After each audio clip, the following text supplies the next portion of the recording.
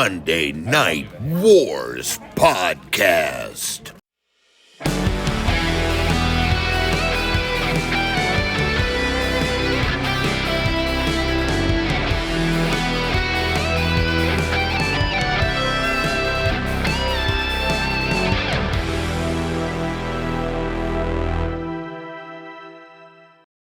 Hello and welcome. I know you like the hands, so I got it makes me happy.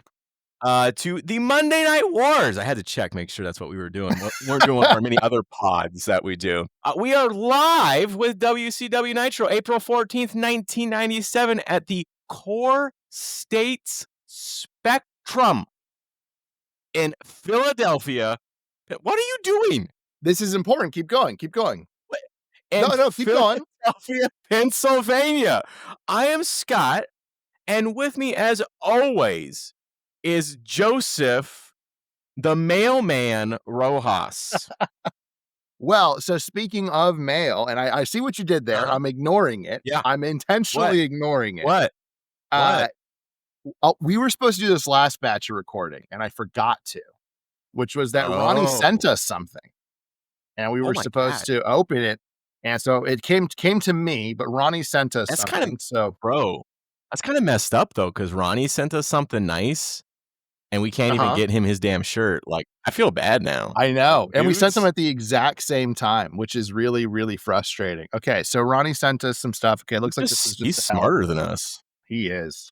He knows how to ship things. At my work, I have a guy who works exclusively with does our like logistics for like international and stuff, and I may just ask him like, hey bro, can you do me a solid and figure out how to get this to Ronnie? You should.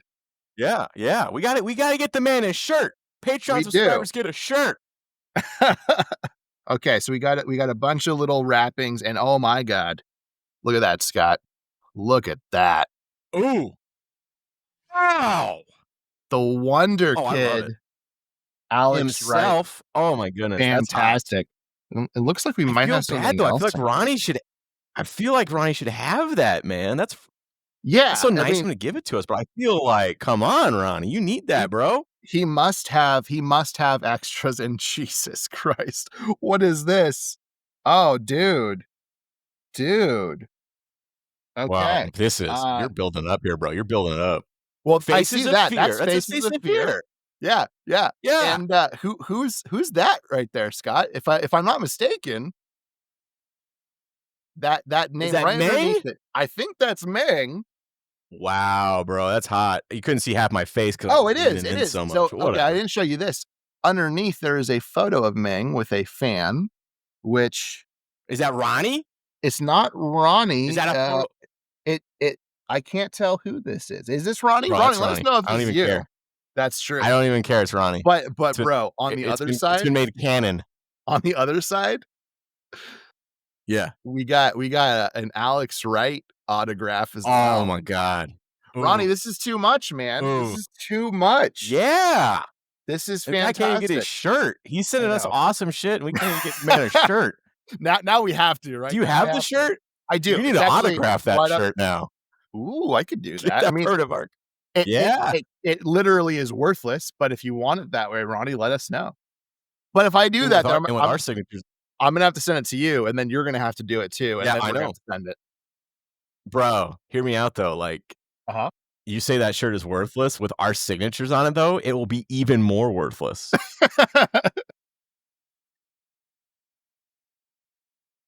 Like that shirt itself has some value, right? It costs money, but our signatures devalue it. Yeah, absolutely. Oh man, thank you, Ronnie. Thank you so much. Remember how I said about my friend who said if people, when he listens to a podcast, if they just go off topic at the beginning, he doesn't listen. That just turned off.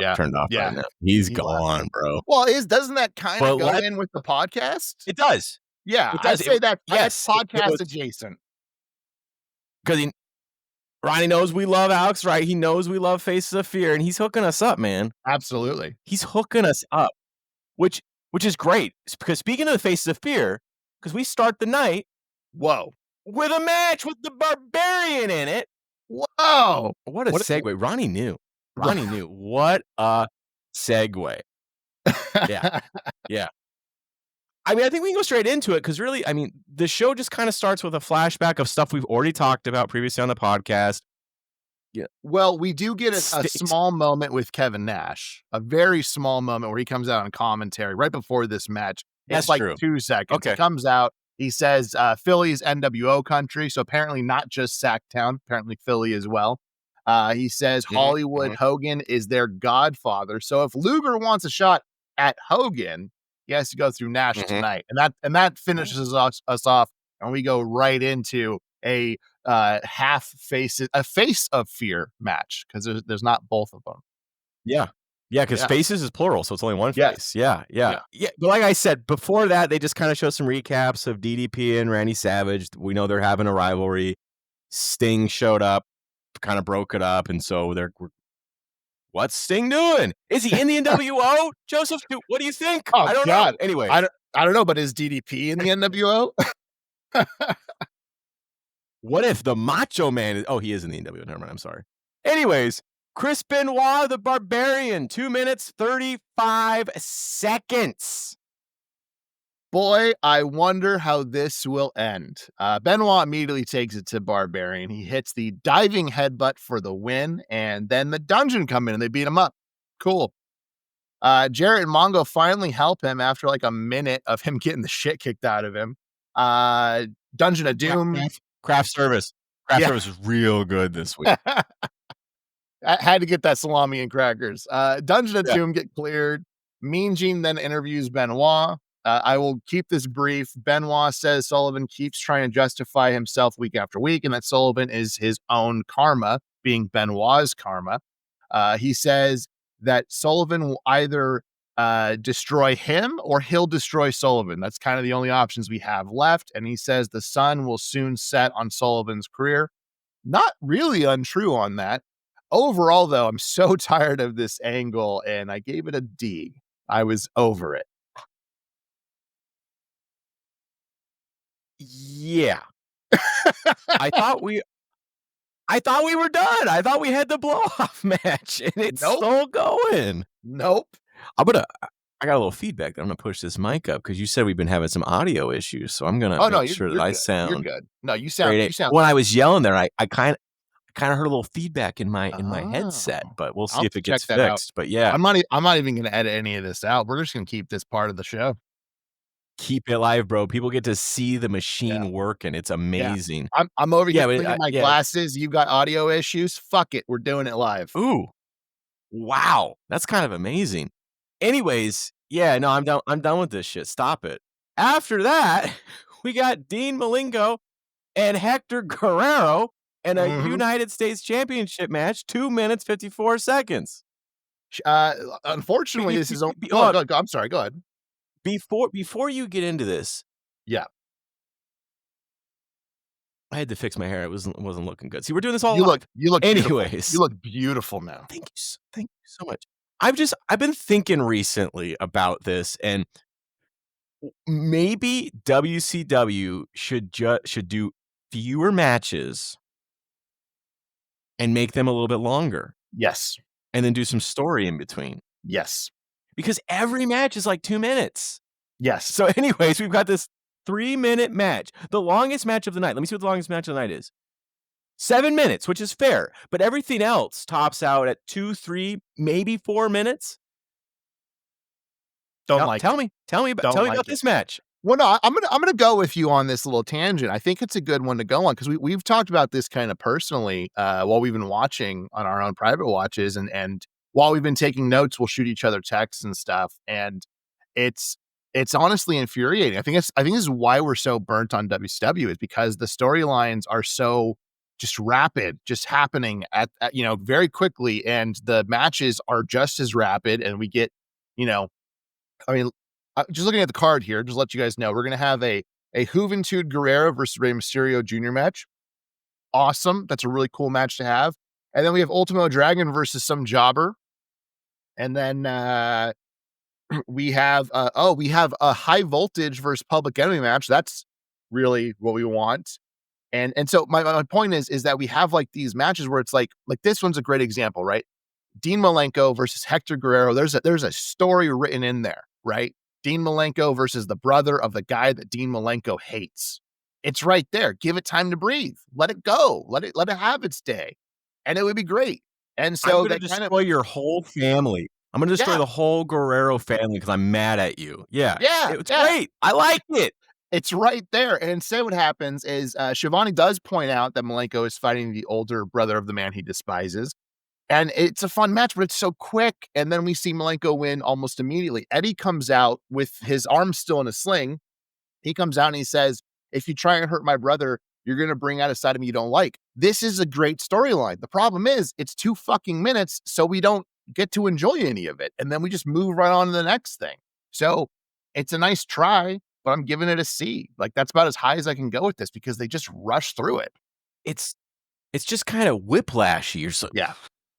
To one thing to the next. And it's just, I went over while you were talking and looked at the card for WWF tonight. 6 matches. Only 2 of the matches are under 10 minutes. Yeah.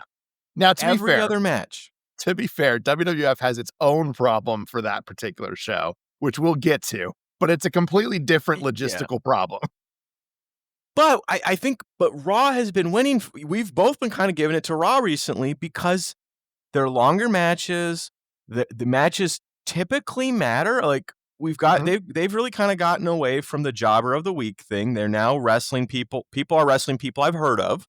And in between, we're telling stories. I've been playing 2K25 as I know you have, and in the showcase mode, which I'm going through right now and pissing me off. It's actually not the showcase mode that pisses me off. It's My Rise in this Tornado Tag NXT match that is pissing me the hell off because I can't control all of those people. And someone will walk in a submission while I'm not paying attention and they'll win, and I just scream. But anyways, hold on real quick. You can control those people, right? The other people? Yeah. I can control my teammate. Look at your like one of the other teams is what you're saying? Yes. I keep losing because someone will lock in a submission or something and I can't get to them in time. Gotcha. And bro, I got a pin. And Seth Rollins broke up my pin. Seth, you're on my team. What are you doing? It's insane. I'm so mad at it. I've stopped for a while because I need to calm down. But in showcase mode, they have each one of them. They have kind of a little story thing where Paul Heyman talks about the bloodline and the importance of this match or these people to the bloodline, and he talks about how WWE is about moments. That's what makes WWE is moments. And WCW does not allow time for moments. No. And I think that's what's going to kill them. Yeah, they have 1 or 2, right? Like they'll have like, they're it's like weird. The things they're nailing it on are like DDP, right? And it's literally because they're doing exactly what we're saying they should be doing. Even if your match is short, the segment itself is like 10 minutes. And so it's getting its time that it needs to tell the story that you're trying to tell. And that works really well. Whereas everything else, like this segment, that could be a great storyline that you could, and remember, Dean Malenko's your US champion. Like that's your second major title. Like this should be a big storyline. And you're not giving it the time, but you have DDP who deserves this time. He deserves what's going to him, who's not even going for a title, and he's getting the time. And it's like, just even it out. I'm not even saying don't do that. That's great. Just do that everywhere else and just do less of these random jobber matches that we really don't need. We don't need to see, I'm sorry, but Ice Train lose in a meaningless match. It doesn't need to happen. And we love Ice Train. But thank goodness, but I think here's a perfect example of, and then we go to a story, but it's that Reggie White is in attendance and he wants to wrestle Mongo. Yeah. Why? Mongo's got enough rivalries. We don't need to add one. I don't know. And then we go into another match and then it's straight to another match. Yep. Rey Mysterio versus Juventud Guerrero, which these guys are going to be great, but oh my God, just 3 minutes, 24 seconds. Versus who? Oh, I'm sorry. Rey Mysterio Jr. versus Juventud.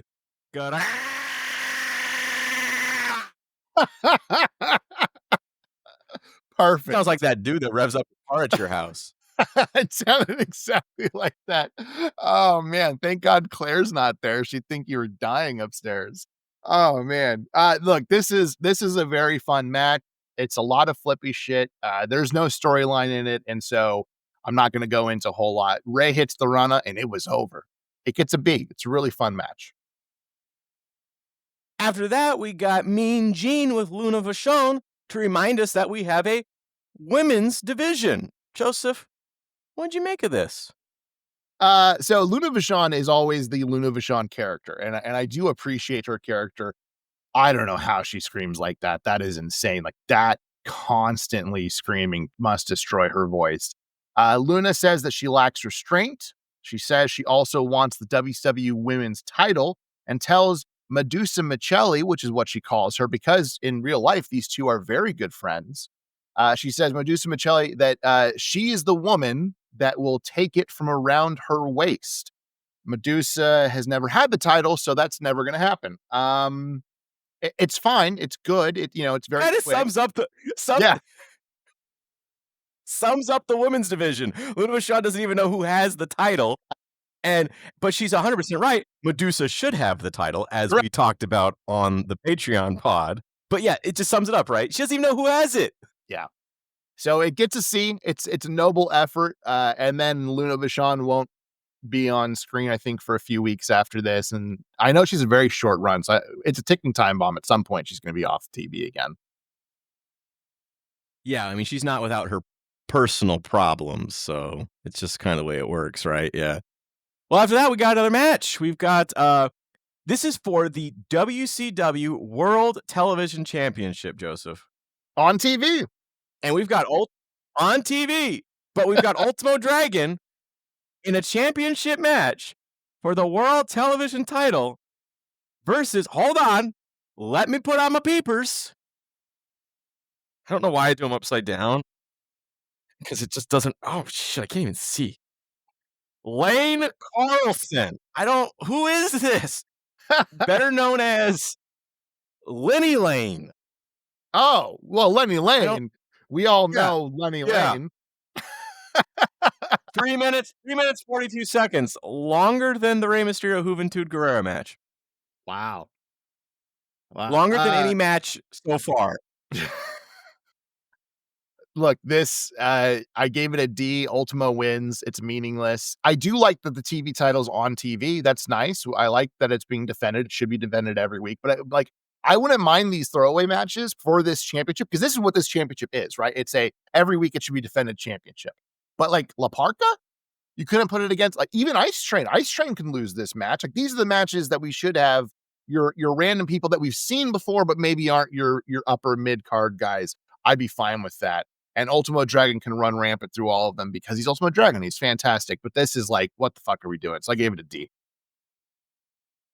They've got so many guys backstage in craft services, and they're just hiring people up off the street. Yeah. It's crazy. It's crazy. And then we just roll into our next match. Cruiserweight Championship. 6 versus Prince Iakea. Let me check my times here. 5 minutes, 41 seconds. A little bit longer. This is another title that I do think should be pretty regularly defended. It's a fun match. It's a nice showcase for Iakea and for 6, who really hasn't had a lot of TV matches at this point. We're going to be on I think this is where we start, actually. We're going to be on a run of 6 being on TV just about every week defending this before he gets hurt. He really becomes the workhorse for the NWO and is on TV a lot. And he wins this with a crossface chicken wing that he's calling the Buzz Killer. It's a good match. Not a whole lot of story in it. It gets a B, though. I did enjoy this showcase for both these men. You're right. 6 hasn't gotten a lot of time yet, but he becomes kind of the workhorse of the NWO, and I think this is the beginning of it. And I don't mind it. I think the NWO should be in competition most nights to remind you that they're here. And obviously, you don't have to have Kevin Nash and Hulk Hogan and all them necessarily in competition, but you've got this stable of lower card guys in the NWO now. Mhm. Use them. After that, we got Ric Flair, Rowdy Roddy Piper, and the man, the myth, the legend, Kevin Green. Oof. And So they good. just, they talk about how, I mean, they kind of talk about how they're old people because they talk Yeah. about the 70s and the 80s, and it's just like, okay, what'd you make of this? I actually thoroughly enjoyed this one. It finally feels like these two are having some fun, which for me makes it entertaining.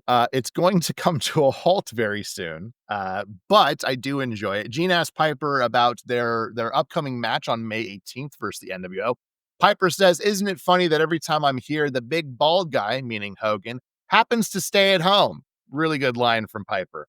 Gene asks if Piper has a problem with bald guys, and this breaks Piper, who puts his arm around Gene and says, "No, most bald guys are quite nice, just not these gorillas." I liked that too.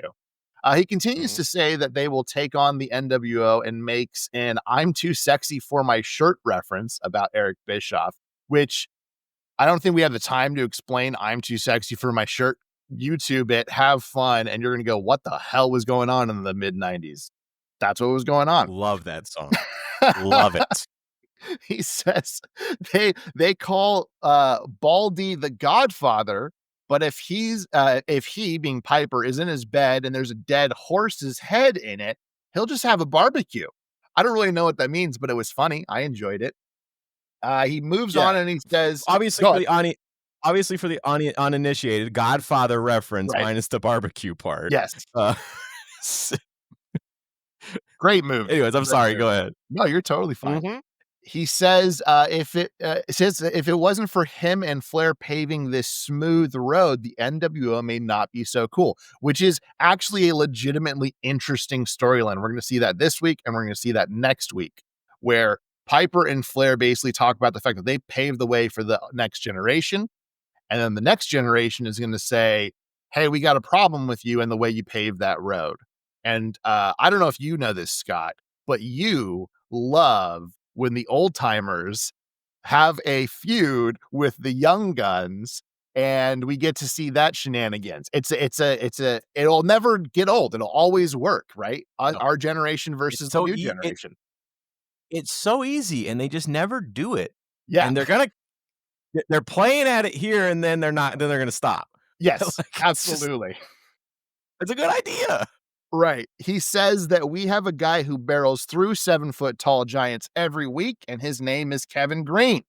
Kevin Green says he did what Hogan said to do for years. He worked hard, took his vitamins, and he said his prayers. He says it worked. And then Hogan stabbed everybody in the back.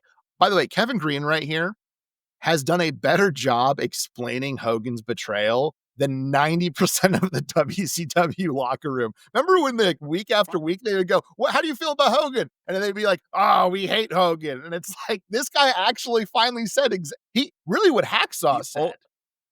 Yes, I was about to say Hacksaw's the only guy who maybe did it better, and so much so they kept bringing Hacksaw out to ask him that same question over and over because he's the only one that could articulate why it was such a betrayal. Hacksaw, who apparently, I think I sent this to you recently, has a bachelor's degree in plant biology or something like that. Wild. So an educated man. He may not seem like it, but he's a smart cookie. He says that Hogan has surrounded. I actually really love it. First off, Kevin Green, love that guy. He He's says, the one we needed. yes. He says Hogan has surrounded himself with idiot rookies, just like in the NFL, people who get great big paychecks, but don't put in the hard work and are non-productive, and then they're out of the league. Great comparison. So many times Mongo has mentioned the NFL and tried to compare it to wrestling, and a few times it's worked. We'll give him his due, but majority of them don't. And this is really nail on the head because, again, it's the tale as old as time. These young guns who come up, they are entitled, they think they deserve the world, and then a few years later, we're not even talking about them anymore. That's the point that Kevin Green is making. Because even though Kevin Green is not a veteran in wrestling, he sure as shit is a veteran in the NFL, so it works. He says that Flair and Piper made wrestling and he is here because he respects them. God, Kevin Green was the one they should have thrown money at, not Mongo. Anyways, Flair finally comes up and he brings up the history of him starting training and then selling out 10 years later. But then 10 years after that, he wrestled Macho Man at Mania. He's detailing his entire journey through wrestling. He also very quickly mentions that if Angelo Poffo was alive, he would not approve of Mach's direction. Sick burn, Angelo Poffo, as many of you probably know, the father of Macho Man and Lanny Poffo. He says that he's with Hot Rod and Kevin Green, and he will rock from 73 to 83 to 93, all the way to 2003. I gave this a B plus. It was very close to an A. There's a few slip ups, but it was a really fun promo. And one of the few times lately with Piper and Flair where I've been like, man, you guys are pretty much spot on the entire way. It was great. Piper and Flair definitely feeding off each other's energy, which is good because I love me some Ric Flair, and he just has not been on his game lately. Because they're using him terribly, and I think maybe this feels like a Ric Flair worthy rivalry, right? Like this feels like because Ric Flair is he's a trillion-time heavyweight champion, right? And it's just like he's one of your top guys. You can't just be putting him in dumb shit. You got to be putting him in stuff that matters. This feels like it matters, and so I think he's like, yeah, I'm in this. I like this. This is okay with me, and it's good. What isn't good is how we start hour number 2. Because we got Public Enemy and High Voltage in a Philadelphia street fight. 4 minutes, 37 seconds. It ends with that people going through a table. Tell me, Joseph. I have 2 notes on this. This is nonsensical. Public Enemy double stacks their tables. They lay High Voltage B. I'm not going to learn their names. They're just not important enough on the tables. Then do a drive-by for the win, and it gets an F for me. This was a completely useless. We're in Philadelphia. Let's try to get some of that ECW love, and it really doesn't work. Yeah, well, it's just we've seen it over and over and over. This is every single match. Like, why are the Dudley Boys? Because you'd say, well, the Dudley Boys, they always put people through tables. They didn't do it every match. They only did it when it mattered. It again, we're going to go back to story. There's a reason why we're going to be a little controversial here, potentially. What AEW is doing right now in all of their endless amounts of hardcore matches and how fucking stupid they all are. And it's not because you can't have a hardcore match or a death match or whatever. There's wrestling for everyone. It exists for everybody. If you want comedy, comedy exists. If you want death match exists. If you want super over the top male soap opera, it exists. There's something for everyone. But at the end of the day, regardless of what you're doing with those things, you are running a TV show. So for all the people who want to say, well, it's pure wrestling, blah, blah, blah, blah, blah. Number one, you're already wrong. Number two, it's a fucking TV show. You're putting on a weekly TV program. So you have to have storylines to keep the audience going. And when you do ridiculously stupid hardcore matches for the sake of having a hardcore match, instead of this rivalry led to this point where there is no possible way for us to turn away from a hardcore or a Hell in a Cell or whatever you want to do kind of match, then you just muddy the waters. And now hardcore matches don't mean anything. So then you have like the John Moxley spot that happened a few weeks ago that was fucking useless. It served no purpose. And this isn't quite that level, to be clear, but this is a match that the entire buildup was last week. High Voltage secured a surprise victory against Public Enemy. And this week, Public Enemy is going to show them what they're about. And you get no story in this. It's just literally from start to finish, just slamming each other with random objects. And then Public Enemy wins. And it's like, what the fuck is the point of that? Yeah, and I mean, going back to AEW, I feel like AEW suffers from your criticism of when WCW was putting up the World Heavyweight Championship like every week on Monday night.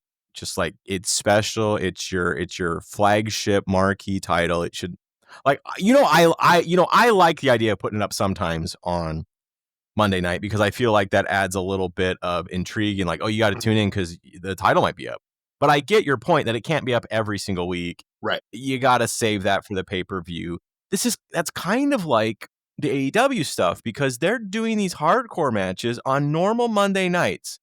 Adam Copeland, Edge, put a bat with nails so far into Jon Moxley's back that when they tried to pull it off, his skin started pulling with it. Yeah. On a Monday night. Well, Wednesday. On a Wednesday normal Wednesday. Yeah. Whatever. Yeah. I forgot that they moved from Mondays because they're losing so bad. No, they've always been on Wednesdays. Were they always on Wednesdays? Yeah. Oh, okay. Something moved. Didn't something move because they their ass NXT was getting their ass kicked by Dynamite, so they moved to Tuesdays. Oh. Yeah. Gotcha. Okay. And so now NXT's killing it. Showed you WWE. Yeah. They should move back now. Yeah, really. So they can look bad. But save that for a pay-per-view blow-off match, right? Like, that's not my kind of wrestling, like that sort of stuff. Like, I'm fine with it with a hardcore match here and there because when it serves a purpose, right? The constant kind of New Japan style, like, because New Japan doesn't do it as much as AEW does, but New Japan's kind of known for doing some pretty wild matches, like the glass matches and the barbed wire matches. It really depends on the promotion. Like New Japan themselves, they're pretty good about like only when it matters. There's other Japanese promotions that are like super heavy on it. Just like there's, American promotions that are the same way. But like ECW. Yeah. And that's actually an interesting one because Rob Van Dam recently criticized AEW for the same reason. And people were like, you were part of ECW, you're being a hypocrite. And he was like, no, I'm not. Look at my matches. And there's truth to that. He did have hardcore matches, of course. It was ECW, but his matches had storyline. His matches had purposes. If they wanted to just throw something for the sake of throwing it, he would say no. And the problem is at the end of the day, you can tell us that we're wrong, and that's fine. It's your opinion. But what's going to happen is these people are going to get old. Most of them are going to die off before they should. And the ones who are around are going to be telling the younger generation, don't fucking do this because you're going to kill yourself. And we're just in this constant cycle of this same problem. And it's like every time someone does this, and Tony Khan's like, oh, it did great for us. No, it didn't. It fucking didn't. And also, you're a billionaire. So at the end of the day, it really doesn't matter to you. Well, yeah, it did great for them because it got people talking. But most of the comments I've seen from people are like, that's rough. Like, ooh, like not good. Like it hasn't been a positive response. I mean, obviously there are people who are like, yeah, hell yeah, or whatever. But and again, I'm not necessarily opposed to it, but it's got to be for a reason. It's got to be when it matters at a pay-per-view or something like that. And I mean, and the reason we started, as I said, and I've said over and over and over again, I've got a real soft spot for AEW because they brought me back to wrestling. It was you reached out to me during COVID and said, hey man, AEW's hot. It's like WCW in the 90s. You want to watch it with us? This group of guys are watching it to pass time during COVID. Sure. And we loved it. It was great because it was wrestling. They were wrestling. Mm-hmm. It was old school kind of wrestling. And it was great. And then it got boring because they couldn't do storylines because they couldn't come up with storylines. And then they kind of stopped doing the just pure wrestling and turned it into, I'm going to powerbomb someone onto real glass. Yeah. And which is another thing they've recently done. Yeah. And it's just like, okay, cool. Yeah. That's gnarly. Like you can, and that's the problem because they can't tell stories. They're just relying on what's the next horrible thing we can do to drive ratings. And it's going to get somebody killed because at some point they're going to do something too far. I think I mean, did he suplex Moxley onto the bat with the nails? Onto the bat. That I don't know how Moxley didn't get paralyzed from that. Too far. I Yeah. already think they've gone too far. Yeah, he could have been killed. And like you said, I haven't watched it, but you said you saw it, and Wheeler Yuta has trouble getting it out of his back how deep it is. That's bad. That's bad. Anyways, the Giant versus Big Al. Speaking of bad. Yeah, who the fuck is Big Al? Apparently he's 911 from EC Dub. Oh, okay. 59 seconds. Yeah, Giant wins with the choke slam. It gets a D. And there you go. Yep. And then we just keep rolling. Now we got DDP versus Conan. It's like DDP is your guy right now, and you're just kind of you just match DDP Conan. 2 minutes, go.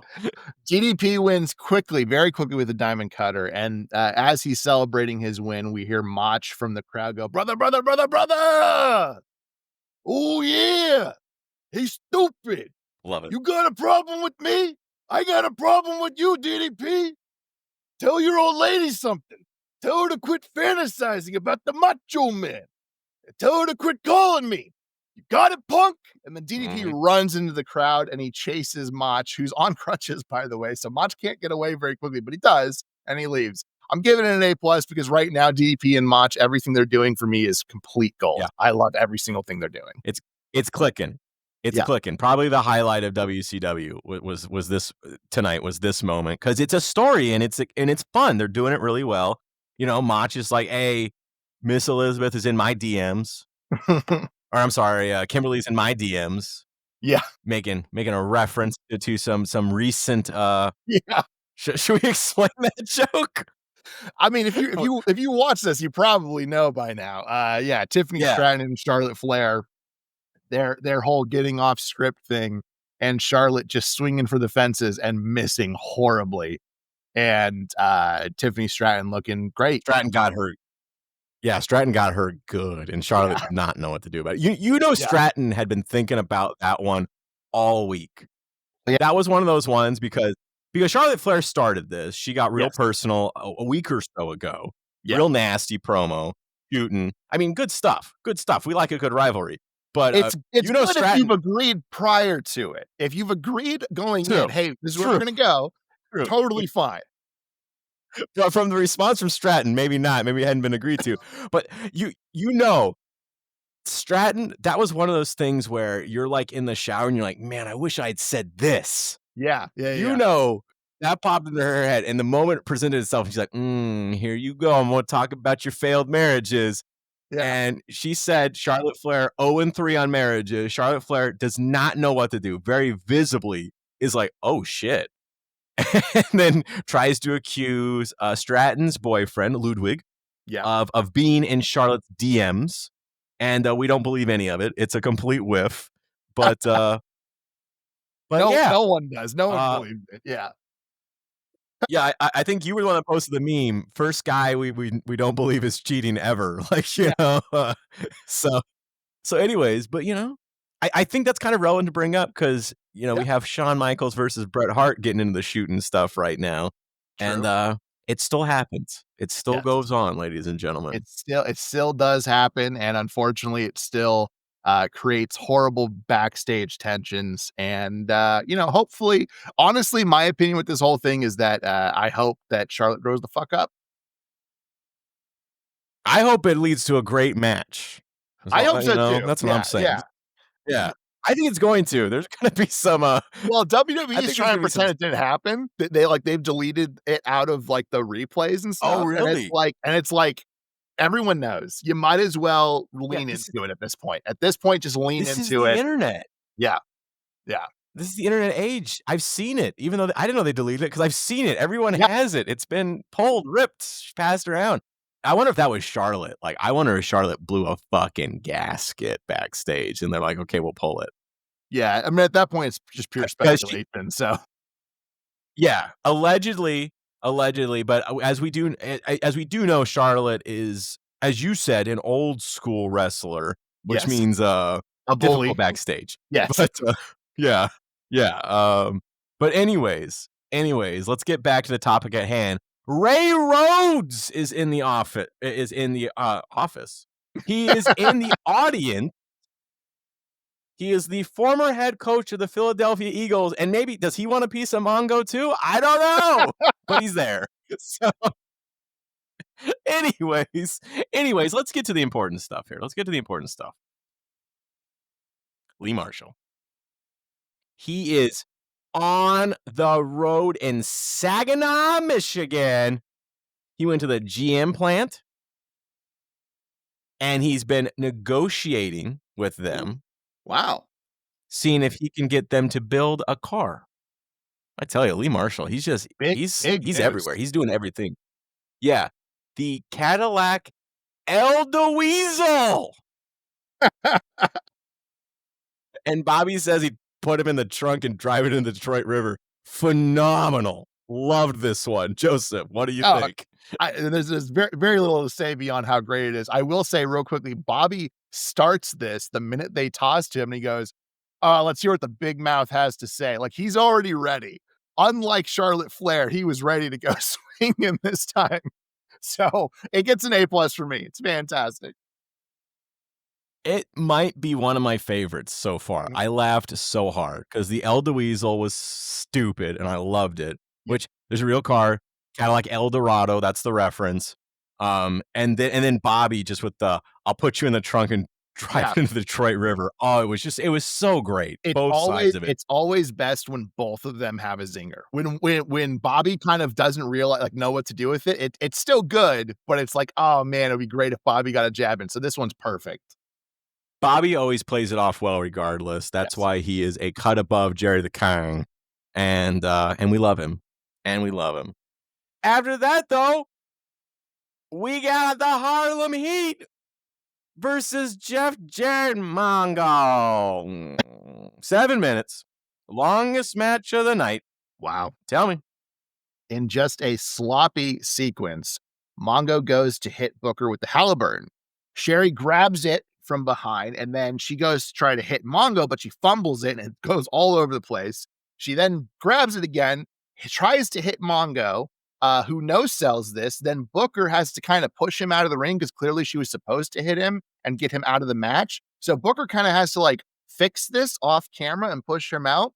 Then Sherry grabs Deborah and she holds her for what feels like, you said it was a 7-minute match. It feels like 5 of those 7 minutes, holds her up against the turnbuckle. And then she grabs the Halliburton and she's supposed to hit Deborah with it. And what's supposed to happen from what I can gather watching it is that Deborah is supposed to drop right when she swings, supposed to hit the turnbuckle, bounce off and hit her in the face. It's a great gag. Unfortunately, Deborah just drops immediately before the swing even happens. So Sherry just looks like an idiot trying to do this, and she hits herself and she collapses as the ref calls for a disqualification. Apparently, according to Bobby, Sherry is crying, which I don't know if it's because it's storyline crying or if because the spot was so horrific and this ending was so horrific, it looked horrible. And Sherry was a professional. Yes, Sherry was a real professional. So anyways, Gene, of course, has to interview him because why not? Why would we not want to hear from these people we don't want to hear from?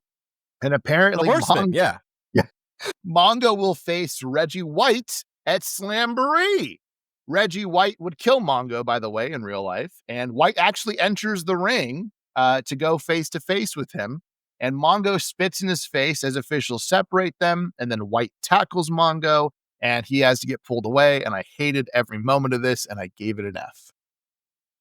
Yeah, Mongo makes a Philadelphia joke. He says that Reggie could only win a Super Bowl by leaving Philadelphia, which, and they're in Philadelphia. So Reggie, pretty good burn, to be honest. I mean, it's a good line, but Reggie has to defend the honor of Philadelphia. That's why he jumps in and gets it. And this is, I think, the only match so far that we've officially booked for Slamboree. Boy, howdy. Get my phone. I need to call and order this pay-per-view. Just why? After that, though, we get our main event, which is actually a pretty good card. Yes. A pretty good match, on paper. Lex Luger versus Kevin Nash, but it's the NWO, so we know exactly how this is going to end. 4 minutes, 6 seconds. It's a weird one because I both love and hate this, right? I hate it because of the predictability, but I love what happens after the predictability. So first off, I will say, when Nash is goofy, like we love goofy wrestlers. We've mentioned a number of times, but when Nash goes goofy, because Nash knows how to be goofy and really good on camera at the same time. And so he comes out with his NWO shirt, like he should. And then he does the Hogan rip shirt thing, which I loved. I thought that was fantastic. Shivani informs us that NWO Sting is not the real Sting. No way.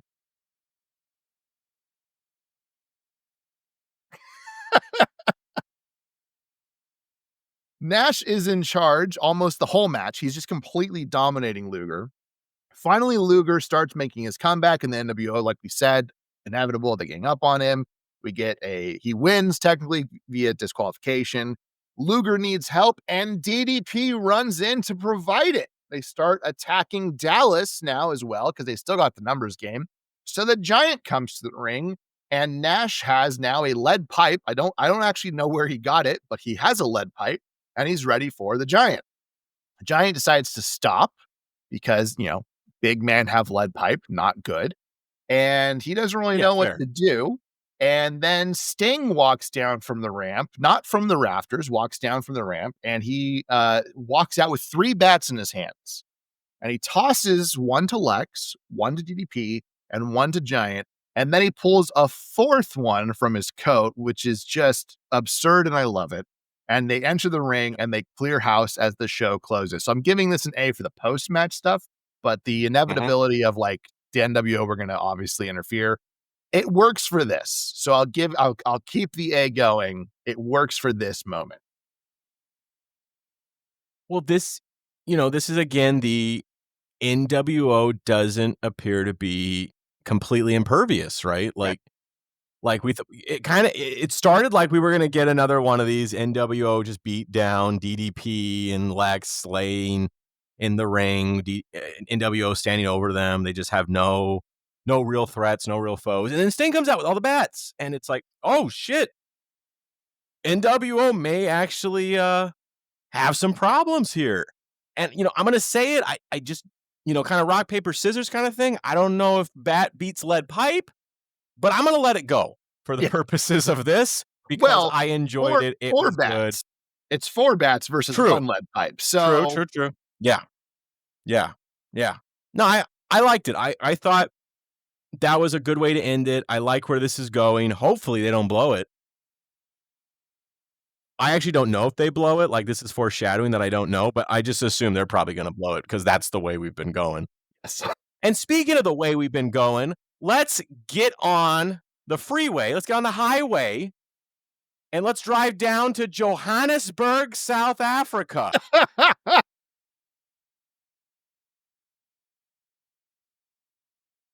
And watch Raw, April 14th, 1997, and Johannesburg.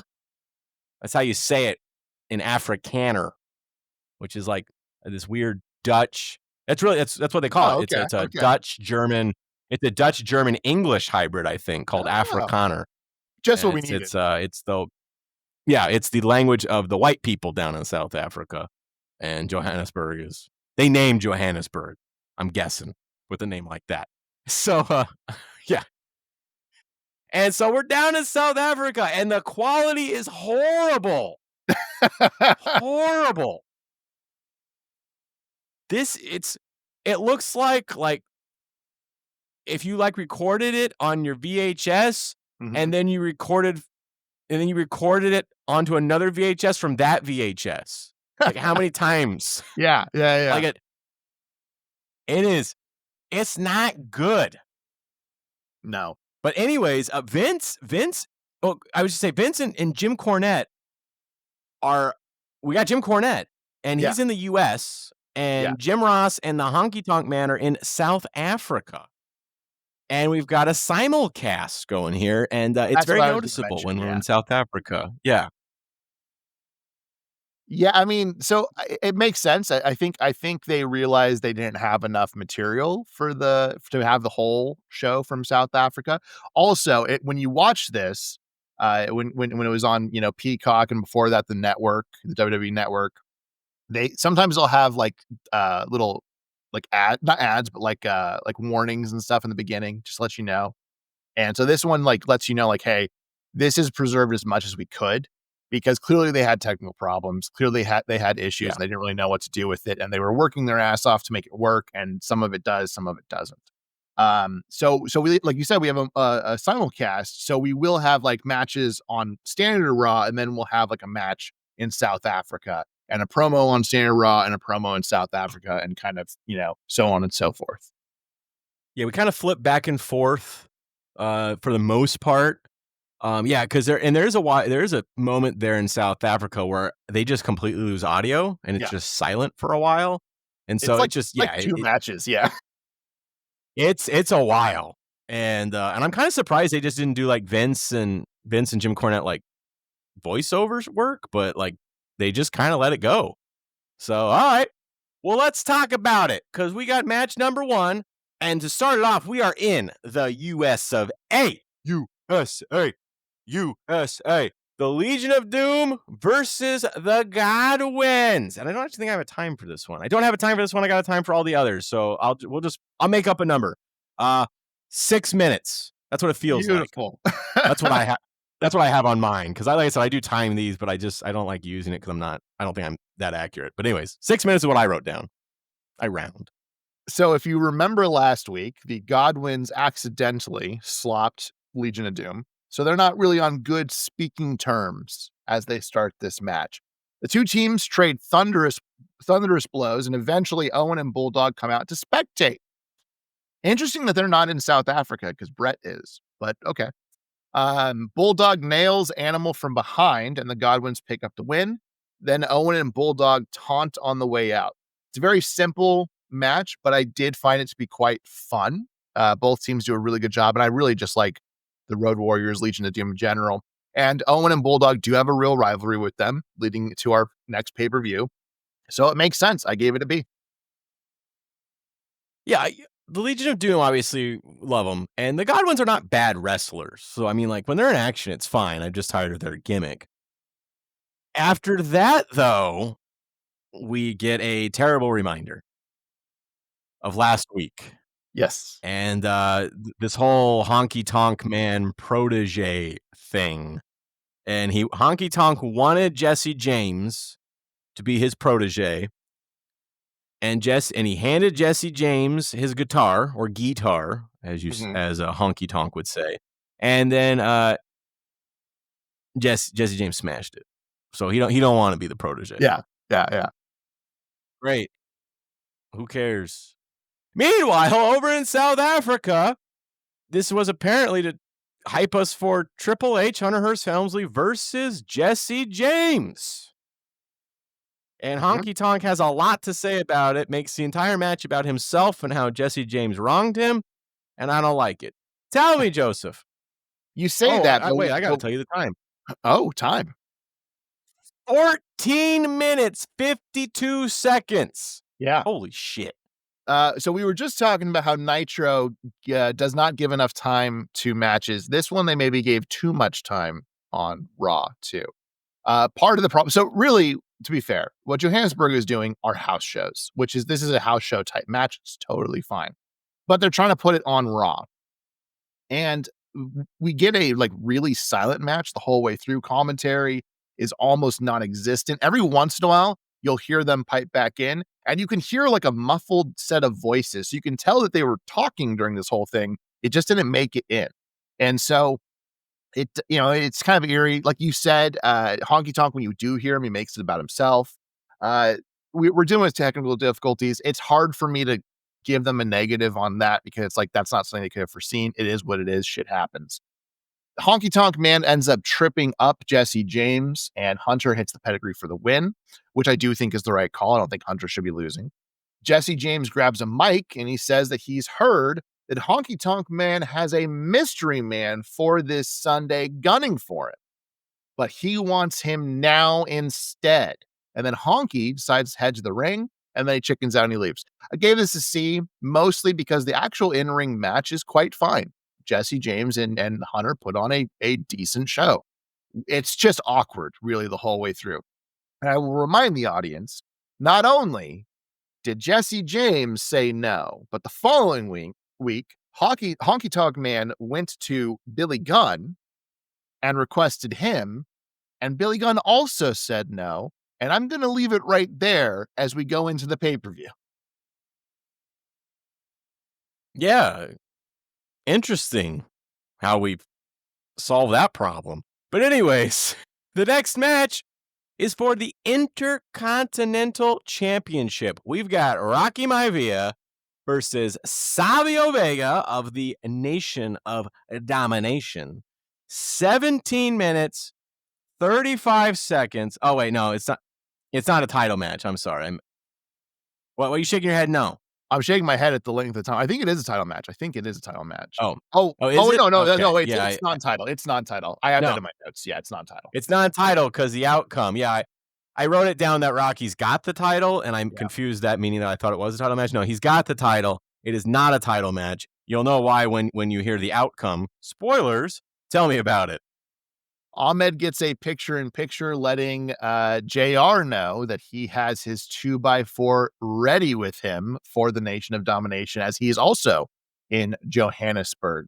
This is a very long match, like you mentioned, and the intermittent commentary does not help this.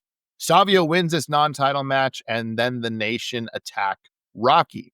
Ahmed Johnson clears them with the 2x4, and this really was just very boring, unfortunately. I gave it a D.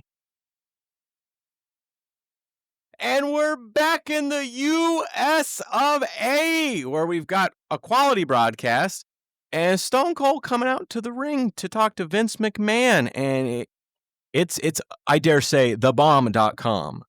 Wouldn't you say, Joseph? I would agree. Vin Man says, you got what you wanted. You got your match against Bret Hart. Sorry, I said Breast Hart. Wow. That would be a completely different Hart. Whoa! Believe that shit. And then Austin says, well, it's about damn time I got what I wanted out of this federation, because you and Gorilla have seen fit to hold me down as long as you can. But the bottom line is, you can't hold me down no more, son. Nobody can. And then Vin Man, he said, well, with all due respect, talent can't be held down. It always rises to the top. And before I get into that, really, Vince? Really? Oh, God. Oh, God. I won't go too far into that. We'll just leave that there. Uh-huh. Austin retorts, you're damn right, because you can sit there and you can cheer me or boo me, but you can't deny that I'm the baddest SOB in this ring when the bell goes off. I had Gorilla Monsoon's ass right where I needed it. I had the leverage, and I've got the match that I wanted, and it's about time. Bret Hart comes out here and says, I've been screwed by the WWF. He says, I've been screwed by Vince McMahon. Well, you ain't been screwed yet, Bret, because you ain't been screwed by Stone Cold Steve Austin. And you can bet your ass that will happen. Just a straight out match. You don't got to have no kind of stipulations other than the fact that when the bell rings, I will get my revenge on Bret the Hitman Hart. Win, lose, or draw, it doesn't matter, because I will beat the living hell out of Bret Hart, and can't nobody stop me. Vin Man says the Hitman will take exception to this. And Austin says, Bret Hart's come out here and all he's done is copy every single thing I've done. That's not true. Bret can't cut a promo. He tries to walk like me. Whoa! He tries to talk like me. He tries to create a new design so he can look like me.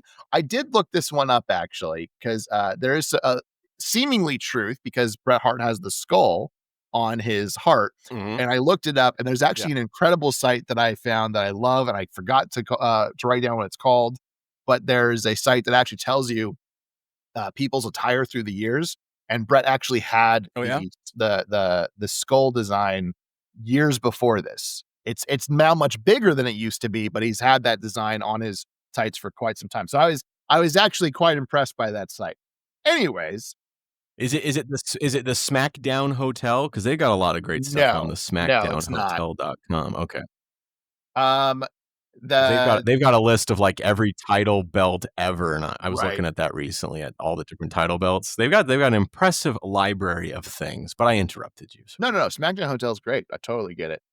So Austin continues, but when his ass is laying in a bloody heap in the middle of the ring, that's what the finish result is going to be, because Bret Hart can imitate me and he can say he's the best there is, the best there was, the best there ever will be, but his time has come and gone. And I live for that every day of my life. And you can bet the bottom dollar is I will whip his ass. Then Austin just walks away because he's a badass. Like, he doesn't even care about Vince anymore. And Vin Man wants to say something, but Austin don't give a shit. And this gets an A+. This is probably the best segment out of either show. Back in South Africa, because we just go back to South Africa now. And we got the Sultan versus Goldust. And Goldust has got like face makeup, kind of looks like a cat. And Vince thinks he might have E. coli because apparently that affects the way your face makeup looks. I don't know. But there it is. 11 minutes. Tell me. This match is boring. And eventually Hunter and China interfere and beat up Goldust. It gets D. It was boring. It was boring. Not great. Yeah. Not a fan. The Sultan needs to go away and go back to being Fatu. We need to make a difference. Absolutely. You know, or become Rikishi. Either one is fine with me. But then again, we're jumping all over the place. It's like an Indiana Jones movie where they got the little map with the line on it. Because now we go to Kuwait.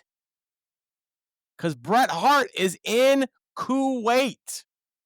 And it's the exact same promo we saw from South Africa about how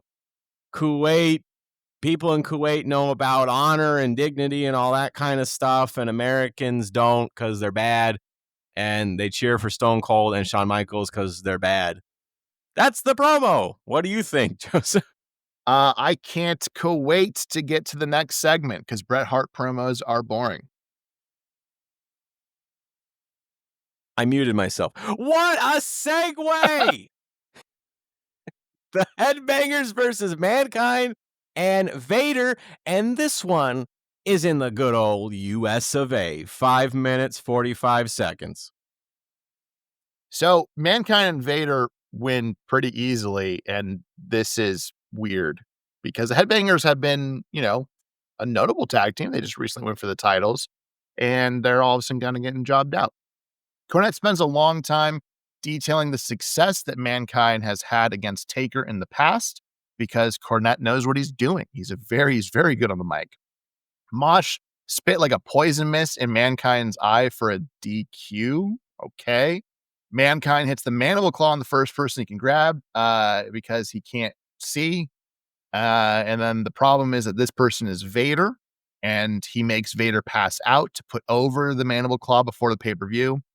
Taker's voice fills the arena, and he says on Sunday, Mankind will come face to face with the fire, which is the rage of the Undertaker. He says he will release all the demons on Mankind and that he will burn in hell. I thought the match itself was weird, but I did think it was a creative finish to put over the mandible claw. So I thought that was kind of interesting. Yeah. I'm giving it a C. I'm giving it an optimistic C. This is unfortunately not a very good go-home show before a pay-per-view. But look, WWE has been doing pretty well lately. I think they could take an L. After that, we get a montage from the Slammy Awards where the WWF divas are in bikinis. I forgot about that. Yeah. Okay. Sunny and Sable, beautiful women, look great in the bikinis, but it's also like, why? Where did this come from? It's just a weird segue. I'm sure. Let's see. How old would I be in 97? 8, 9? I'm sure I loved it. But let's go back to South Africa because we get the commandant from the Truth Commission. Fuck. Yeah. This is so bad. He says that he's going to show us the error of our ways because it's a subtle white racism thing. Yeah. It's weird. I don't like it. What do you think? I gave it an F. I really just have on here that he says his cronies are coming and might is right, and this whole thing is just bad. Weird place to try to debut this gimmick. I mean, not debut. This is the second time we've seen him now, but to put him out there in this place of all places. In South Africa. Strange. Just very strange.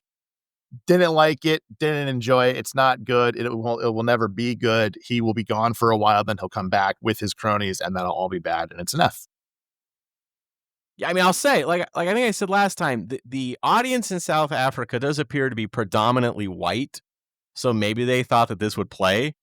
But it's also like this is only a couple years after the end of apartheid, which was kind of a brutally enforced form of segregation, and they're trying to, unite the country, come together. Be one, and then you come in with this shit, and I'm just like, read the fucking room, Vince. That's all I'm saying. It's like, what is this? And then in South Africa, we get our main event: Ahmed Johnson versus Crush for 11 minutes and 30 seconds. Wow. Easily the most boring match in a mostly boring episode of Raw sees Ahmed win with a roll-up of all things. Farouk grabs a mic and he tells Ahmed wherever he is, the nation will get rid of Ahmed. Farouk issues a challenge, and these are his exact words. He says, if Ahmed can beat Savio Vega, then you can beat Crush, then I know you can kick Farouk's butt. What? He then reiterates, if you can beat all of us, then I will relinquish the nation of domination. It's not good. Gets a D. It's not good. Don't like. Not a great go-home show for the pay-per-view, if I do say so myself. But that brings us to the moment of the night where we decide who won, which I feel like this one may be closer than it's been in previous weeks. Yes. What do you think? Yeah, sadly, Nitro should have blown away Raw. They should have absolutely eviscerated them, and they only barely squeak by in my eyes because they're just barely not as bad. And it's kind of a shame because I will say, teaser for next week, next week's Raw is pretty fucking hot. I agree. I think Nitro does win tonight. And as you said, it's shocking that it's close because Raw isn't bad, but the technical difficulties and all of that just make it really difficult to watch. Right. As you said, the South Africa stuff is a house show, so it's a lot of just kind of people put together for no reason. So there's not a ton of storylines going on. And overall, it's just not great. So this was kind of Nitro's night. And then they nearly shit the bed.